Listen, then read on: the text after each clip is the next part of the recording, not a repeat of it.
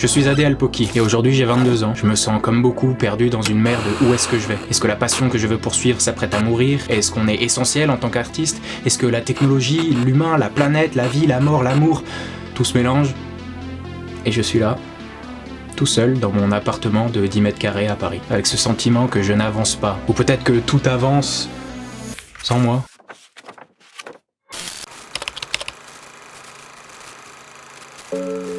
Je suis un mec qui est souvent décrit par les autres, mes amis, comme d'autres gens créatifs, comme quelqu'un qui fait plein de choses, qui a plein d'imagination, qui va aller loin, qui a un univers. Créativement, tu fais beaucoup de trucs. Montage, 3D, cinéma de manière générale, 2D, dessin, peinture, sculpture. Je me crée beaucoup d'attentes envers moi-même, que je me mets sur les épaules. Et si jamais t'as déjà fait quelque chose que tu aimais bien, mais qui t'a coûté fortement, que tu ne t'attendais pas à ce que ça fasse si mal humainement ou dans le travail, peut-être que tu comprendras de quoi je veux te parler. Où est la passion? Où est le travail? J'ai entendu un jour dans une vidéo YouTube d'un gars qui redisait les mots de quelqu'un qui interprétait une pensée philosophique que pour se retrouver soi-même, il faut se rendre compte du chemin parcouru. Si ce qui va arriver après te paraît tellement insurmontable, sache que tu as déjà fait un énorme chemin. T'es toujours là, a dit un jour quelqu'un, peut-être. Donc se comparer à son soi d'hier plutôt que se comparer aux autres. Et comme je suis un peu perdu en ce moment, je vais faire ça, remonter dans le temps.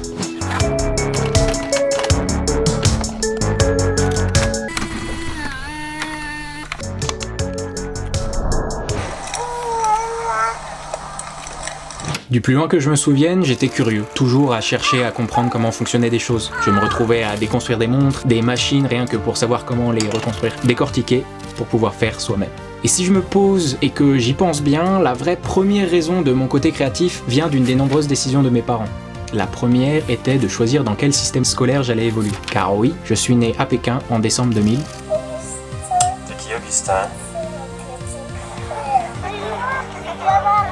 Alors il y a eu un moment, cette question. Est-ce qu'on le met dans une école chinoise ou française internationale, le petit bonhomme? Et tu vas me dire, c'est quoi le rapport avec le tout là? Eh bien, ce sont deux systèmes complètement différents quand il s'agit de la découverte. L'un d'entre eux va avoir une très bonne rigueur de travail, l'autre va donner un petit peu plus de place à l'expression et la découverte en tant qu'enfant. Et bam!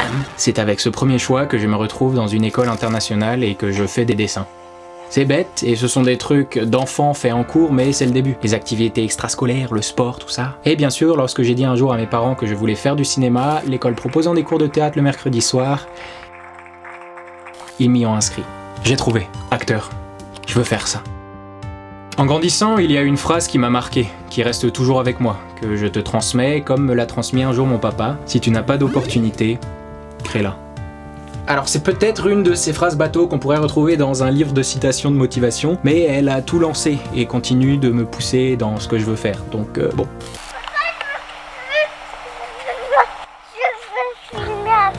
Et ça a commencé quand je me suis rendu compte que je ne pouvais pas être tout de suite à l'affiche d'un film international à 10 ans. J'ai donc piqué la caméra de mon papa et j'ai fait mes propres films.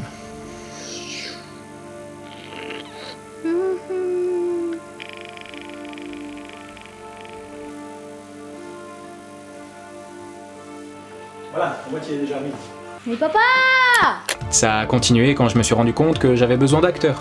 J'ai pris mes potes, tout simplement. Ouvre ta tête. Ah, bonjour Jean-Paul. And action! Coupez, c'est bon. C'est compliqué en fait de tourner. J'ai fait quelques films, rien qui n'ait vraiment abouti, qui est sorti, mais je faisais, je créais. J'ai trouvé, je veux faire ça. Je veux réaliser mes propres histoires.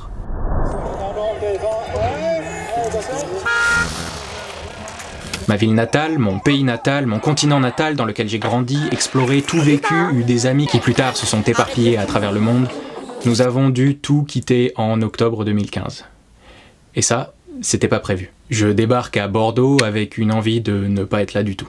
Je parlerai peut-être plus en détail de comment ça m'a affecté, émotionnellement et personnellement, mais c'est une histoire pour plus tard. Pour l'instant, j'en avais rien à faire de mon lycée, aucune envie d'accepter de vivre ici où je ne reconnais rien, je ne veux pas sortir, ni découvrir la vie d'un ado-lycéen, je subis mes cours en faisant le minimum possible, mais il y a en France quelque chose qui était inaccessible sur l'internet chinois pour moi, que je ne connaissais qu'à travers les VPN, YouTube. Le 25 décembre 2015, il y a l'ouverture de ce qui m'a sauvé après ce déménagement, Adé Alpoki. J'adore le cinéma. Voilà ce qu'il faut que tu retiennes. Bim. J'ai une caméra et un laptop qui souffle très très fort. Je sens que ça va m'énerver. Et je découvre que j'ai des histoires à raconter, des choses à tester. J'ouvre ce que j'appelle mon laboratoire créatif. Un lieu où je peux m'adonner à la création sans prise de tête, sans réfléchir, je sors des choses que j'appelle des bêtises créatives. Des vidéos podcasts comme beaucoup de gens à mon âge à ce moment-là, des let's play, courts-métrages, voyages, peinture, design, tests de séries aux concepts bizarres, des vlogs. Petit à petit, je cherche mon univers sur internet, mon petit coin sur la toile vu par les quelques amis et familles qui suivent l'aventure déjà. Alors on va avancer un peu dans le temps et on arrive en 2020. C'est là où je me prends un tacle. Alors que je voulais faire un court-métrage avec des amis que je me suis finalement fait, hein, tout va bien sur ce point-là. Et bah patatras, confinement. On peut pas faire un film avec des amis.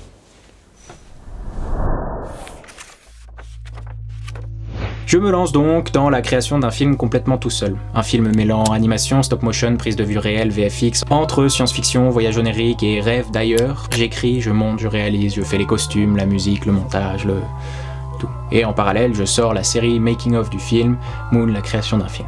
Repousser ses limites. J'aurais pu appeler le chapitre 2.2 comme ça, non? Mais c'est un peu trop...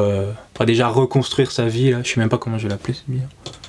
Bon, je me suis lancé un défi, bien plus gros que je ne pensais, mais je l'ai fait, non sans mal. La passion a pris le dessus, aveuglant parfois sur l'état de santé, de travail, mais c'est là que j'ai réellement découvert mon chemin, ma direction artistique, les rêves que je voulais créer et partager au monde. Et c'est là qu'est arrivée la chose la plus gratifiante, ça a plu.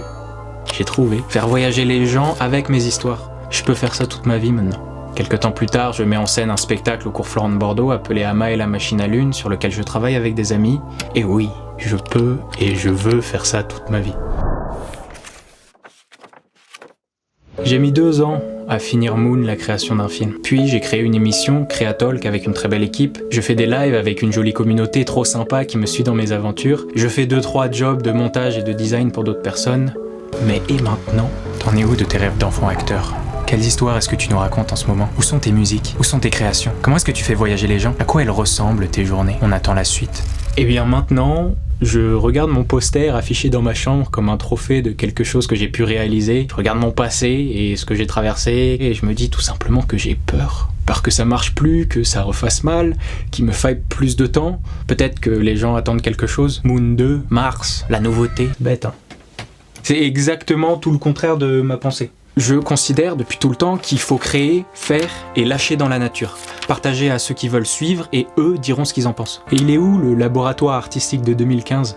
Tes bêtises créatives qui sont devenues trop sérieuses pour ton esprit ? Elle est où la curiosité de tester, de déconstruire, et juste pour voir ? Alors que c'est censé se passer maintenant. Si tu n'as pas d'opportunité, crée-la. Alors c'est ça. Aujourd'hui, je suis en vacances, les premières vraies vacances que j'ai prises depuis bien longtemps grâce à mes copains qui m'ont tiré jusqu'ici. Je prends une pause pour voyager à travers le temps et remettre de l'ordre dans ma vie d'artiste. Et j'ai peut-être trouvé la réponse au moins à cette question. Comment reprendre sa vie en main ? Quel chemin suivre ? Eh bien, je pense qu'il suffit de suivre ce que le passé t'a indiqué. Créer, et on verra pour le reste. Comment ça bouge, que ce soit avec plein de gens ou tout seul, crée ton opportunité, quoi.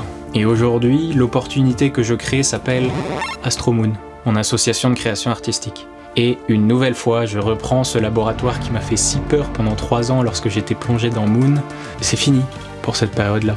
Alors, je me relance, sans jamais être réellement parti en vrai, pour pouvoir raconter mon voyage de jeune créateur d'histoire et d'univers. Un artiste débutant sa carrière, construisant Astromoon et ses projets, avec plein de gens créatifs. J'ai commencé sur mon petit coin d'internet, et on s'apprête à changer les choses, en prenant le temps de bien faire les choses, bien sûr. Donc tu peux suivre l'aventure d'un gars et de plein de gens créatifs pour voir comment on évolue au travers des années, parce que oui, ça va durer des années cette histoire. Je crée, je fais, et je lâche dans la nature en partageant ici. On verra après ce qui se passe. Parce que si t'as pas d'opportunité, crée-la.